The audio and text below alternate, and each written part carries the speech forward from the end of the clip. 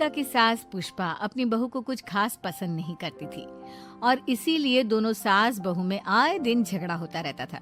सास बहू के झगड़े के चक्कर में अनामिका के पति मोहित की जिंदगी मुश्किल में पड़ गई थी। बेचारा बार बार माँ और बीवी के झगड़े को सुलझाता ही रहता था, लेकिन दोनों समझने का नाम नहीं लेती थी।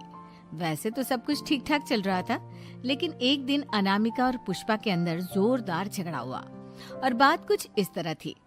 बहू, मैंने तुम्हें कल अपनी एक साड़ी धोने के लिए दी थी। हाँ मम्मी जी, वो साड़ी धोकर मैंने आपकी अलमारी में रख दी है। उसी की बात कर रही हूँ मैं। जरा देख तो, इस साड़ी को देखकर किसी भी तरह से लगता है ये धुली हुई है। अरे मम्मी जी, मैंने आपकी साड़ी वॉशिंग मशीन में अच्छे से धोकर सुखाकर आपकी अलमारी में तह बनाकर रखी थी। आपके तो नखरे खत्म ही नहीं होते। अरे कैसे बात कर रही है मुझसे? मेरे नखरे? अरे मोहित, जरा ये देख तो, ये साड़ी धुली हुई लग रही है क्या? अरे मम्मी, जब अनामिका कह रही है कि उसने साड़ी धोई थी तो मान लो ना। हर बात पर झगड़ा करना जरूरी है क्या? क्या है ना मोहित, तुम्हारी माँ को तो मेरे हर काम में नुस्ख निकालने की आदत पड़ गई है। जब तक दो चार खरी खोटी सुना नहीं लेती ना, इनका दिन नहीं निकलता। अरे चुप कर, बहू होकर मुझे जवाब देती हो। एक तो गंदे कपड़े उठाकर अलमारी में रख दिए, ऊपर से कैंची की तरह कचर कचर बोली जा रही हो। अरे मम्मी जी, आपको समझ में नहीं आता क्या? मैंने साड़ी धो कर रखी थी। तो फिर इतनी गंदी क्यों लग रही है? अब मुझे क्या पता मम्मी जी, आप इस पर इस तरह तेल और घी की चिकनाई के दाग लगाकर लाएंगी तो ये मेरी जिम्मेदारी थोड़ी ना है। अरे तो हाथ से धोना चाहिए था ना। मैं आपकी बहू हूँ, नौकरानी नहीं जो एक कपड़ा रगड़ रगड़ कर हाथ से धो दूंगी। आपको पहननी है तो पहनिए, नहीं तो रख दीजिए। तुझे तो मैं अच्छी तरह बताऊंगी, मुझे जवाब देती है। एक दिन सुबह के वक्त, अरे अनामिका, मेरी व्हाइट शर्ट कहाँ है? आज ऑफिस में बहुत बड़ा प्रेजेंटेशन है और मुझे वो व्हाइट शर्ट पहन कर जाना है।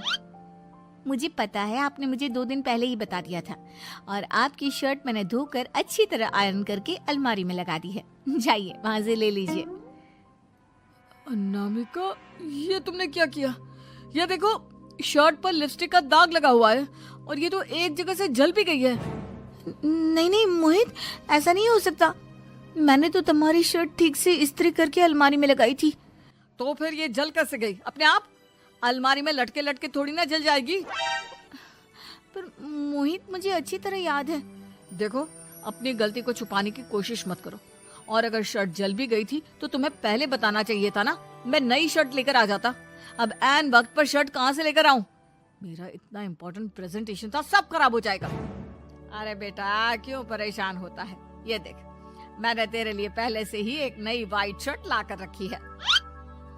लेकिन मम्मी, आप मेरे लिए व्हाइट शर्ट क्यों लेकर आई? अरे मुझे पता था तेरा प्रेजेंटेशन होने वाला है और अपनी इस बहू पर तो मुझे बिल्कुल भी भरोसा नहीं। क्या पता मेरी साड़ी की तरह तेरी शर्ट भी गंदी करके रख देती। और देख, वही हुआ ना। बेटा, सारी टेंशन छोड़ और ये नई शर्ट पहन कर जा।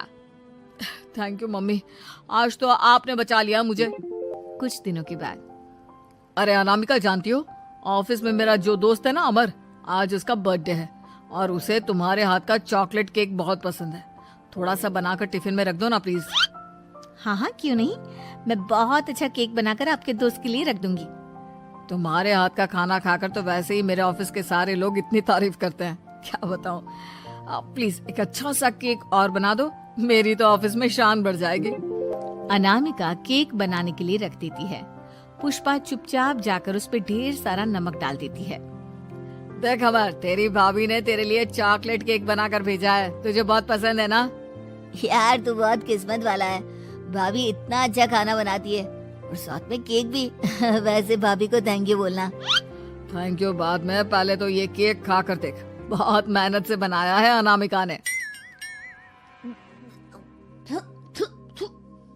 अरे यार, इस केक में तो बहुत सारा नमक है। लगता है भाभी ने शक्कर की जगह खूब सारा नमक डाल दिया है। अरे मोहित, तू तो अपनी बीवी की कुकिंग की बहुत तारीफ करता फिरता है। जरा पूछना अपनी बीवी से, केक में नमक कब से डलने लग गया। क्या यार, तुझे भी मेरा ही जन्म